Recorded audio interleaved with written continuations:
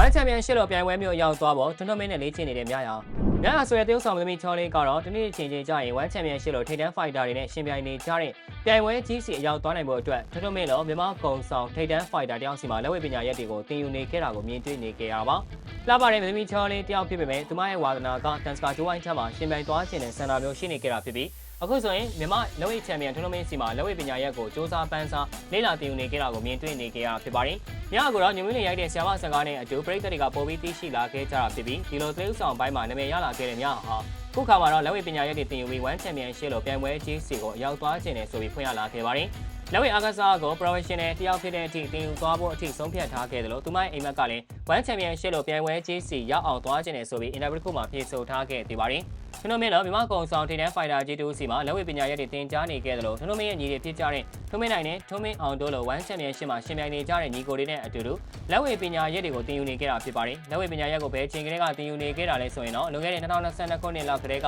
လက်ဝဲပညာရက်ကိုလိုက်စားနေခဲ့တာဖြစ်တယ်လို့သိရပြီးအခုနောက်ပိုင်းမှာတစ်ခါပြန်ပြီးလေ့ကျင့်မှုတွေကိုပြုလုပ်နေခဲ့တာဖြစ်ပါတယ်။ဒီနေ့ကျော်ဒီနေ့နီးပါးအထိသင်ယူလေ့လာခဲ့ပြီးနောက်ပိုင်းအနားယူနေခဲ့တဲ့များဟာခုခါမှာတော့ထုံးမင်းတို့လိုထိပ်တန်း fighter တွေနဲ့ပါလက်တွေ့ကြကြသင်ယူမှုတွေကိုပြုလုပ်နေကြတာပါ။သူရဲ့ဆရာတွေဖြင့်ကျွန်တော်မင်းထုံးမင်းနိုင်ထုံးမင်းအောင်တို့ညီကိုတောင်းအောင်စလုံးကိုတတ်မှတ်ထားခဲ့တာဖြစ်ပြီးတရားမှားတဲ့အခါမှာရှားတယောက်နဲ့သင်ယူနေခဲ့တာဖြစ်ပါတယ်။ကျွန်တော်မင်းနဲ့သင်ယူတဲ့အခါမှာဆိုရင်မြန်မာလက်ဝဲချန်ပီယံကြီးကညပြီးသင်ပေးပေမဲ့ထုံးမင်းနိုင်ကတော့မညဘူးဆိုပြီးတော့ပြောသွားခဲ့တာပါ။မြားရဟာဘာကြောင့်လက်ဝဲအားကစားကိုပေါ်ပြီးစိတ်ဝင်စားရတာလဲဆိုရင်တော့ဖခင်ဖြစ်သူနဲ့ငယ်ချင်းကလေးကလက်ဝဲပွဲတွေကိုလိုက်ပါကြည့်ရှုရင်းကနေလက်ဝဲအားကစားကိုစိတ်ဝင်စားလာခဲ့တာဖြစ်ပါတယ်။အားကစားနဲ့ပတ်သက်ရင်လည်းတခြားသောအားကစားတွေထက်လက်ဝဲထိုးတာကိုပဲပေါ်ပြီးလုပ်ဖြစ်တယ်လို့လက်ဝဲထိုးတာကိုပဲပေါ်ပြီးအားတန်လာခဲ့တာဖြစ်တယ်လို့မြားကပြောဆိုသွားခဲ့ပါသေးတယ်။ကျွန်တော်မင်းစီမှာအခြေခံချက်တွေကိုအဓိကထားသင်ယူနေခဲ့တာကိုမြင်တွေ့နေခဲ့ရသလိုလက်ဒီတွဲလုံးတွေလေ့ကျင့်နေခဲ့တာကိုလည်းမြင်တွေ့ထားခဲ့ရတာပါ။ဒုတိုက်ချက်တွေတထောင်ရိုက်ချက်တွေကိုလည်းမြားကတေချာလေးလေ့ကျင့်နေခဲ့တာဖြစ်ပြီးလက်ဝဲအားကစားနဲ့ပတ်သက်တဲ့ကောင်းကျိုးတွေကိုသဘောကျနှစ်သက်နေခဲ့တာလည်းဖြစ်ပါတယ်။ကျွန်တော်မင်းစီမှာလွန်ခဲ့တဲ့2022ခုနှစ်လောက်ကတည်းကလေ့ကျင့်မှုတွေပြုလုပ်နေခဲ့တာဖြစ်တယ်လို့ကျွန်တော်မင်းရဲ့